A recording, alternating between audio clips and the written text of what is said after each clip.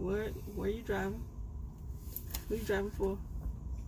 Get to It Friday, part 5, featuring the wife on the road with me today. You know, we was just discussing a particular topic that we won't be discussing here today, and it involves someone who claims that they didn't know they were in a certain place and ended up offing someone. Sad. There's nothing funny about that, but so we're gonna skip over that. But she is out with me today. We are currently in Raleigh, North Carolina, dropping off some insulation here. Hopefully this will be the only thing that I have to do today. Probably not. Nah, it should be. It's Friday. I'm working hard on Friday. But yeah, just to get her out the house, her and the little one that's on the way. We're aiming for this Sunday at 8 in the morning. So that's what the business is now. No nerves, just a little excitement for me. You know, this will be number 3. No more. This will be number 3. No more. And well, I don't have to have them, so you know, no. It is what it is. We already know how that goes. But the topic that she wanted to discuss was, how do wives deal with truckers that are over the road, which I kind of still am, but I'm 95% local. Well, yeah, 95% local. I do stretch my legs out every now and then, but it's only like maybe Pennsylvania, Georgia. I buy fruit. He doesn't eat it. Yeah, he doesn't eat it. Who wants to eat apples early in the morning? It doesn't matter. It's good for you. It's good for you. I'll do better. But so how did you deal with it when I first decided to? Well, when we discussed it, and then I first decided to go over the road. In the beginning, it was hard because we had always been together all the time. But I got used to it after maybe a month or 2. The truck is rocking because we're getting unloaded. No. But yeah. Did you cry? No, I didn't cry. You told me I'm you gangster. cried. No, I'm gangster. I ain't She got cried. time. She cried. I ain't got time to be teary-eyed. I'll see you later. Okay. But yeah, just the dangers out there on the road. Period. What he was going to eat. Tell me what we had to deal with this morning, though.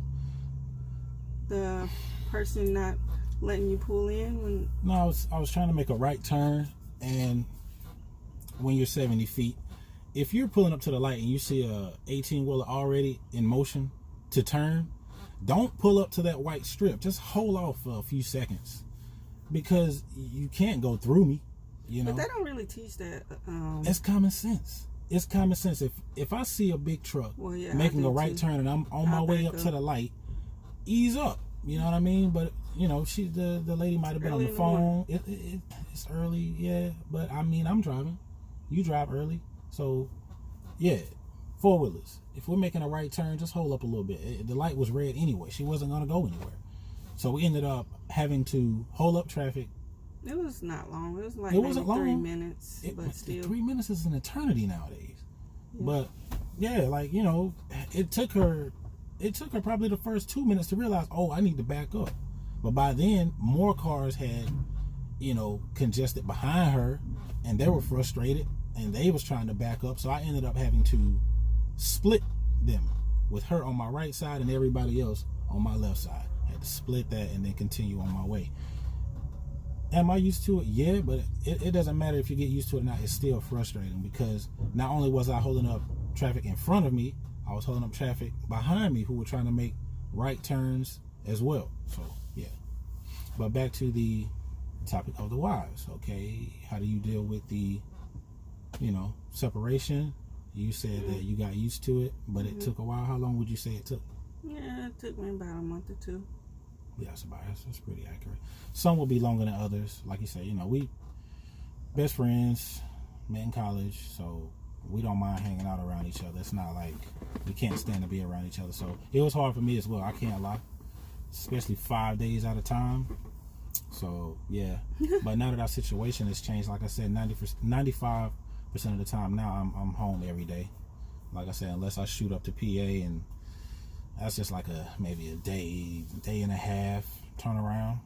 Now that I can finally go faster than 62 miles an hour, which I love. But the thing about it is, I was going 62 for so long. When I first got in this truck, I think the fastest I would go at some point was maybe like 65, 67. It was scary. No, I wasn't scared. I was just, scared. I was, might as well say conditioned. I won't say programmed. I was conditioned. So,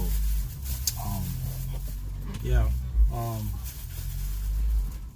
But now, I'll hit about 68 gets me good fuel mileage in this truck. I got the Bulldog in here, and if I just chill at around 68, I can keep an A all day, because it rates you like the grade system, A, B, C, D, and F.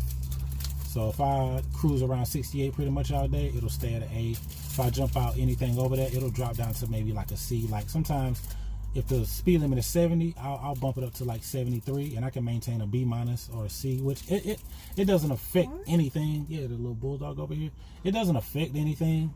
I just try to, I don't like stopping for fuel every 5 minutes. None of us really do.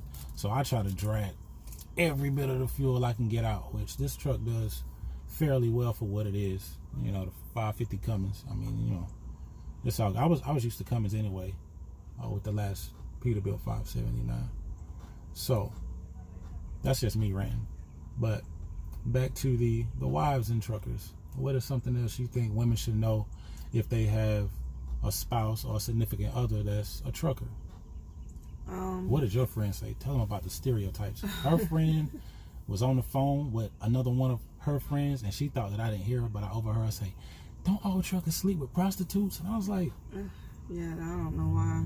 Yeah. I don't know where that stereotype came from. Because some of them do, but not all of them. Yeah, if there's trust in the relationship, first of all, of course you don't have anything to worry about. But if you have issues in your relationship already, then that's a whole different story. True. But we don't have that, so. And how do we maintain that, though? We communicate all the time about everything. That's key, man. Don't hold nothing from your partner. Good and bad. Yeah. Good and bad. Good and bad, yeah. Don't hold nothing back. Y'all not kids. Most of y'all that watch these videos, y'all are adults. Y'all already know this, but for people who may not know, who may see this in the future, and who may be thinking about getting into trucking because they think it's cool or it's something that they always wanted to do, I'll give you a little bit of information, Anything else?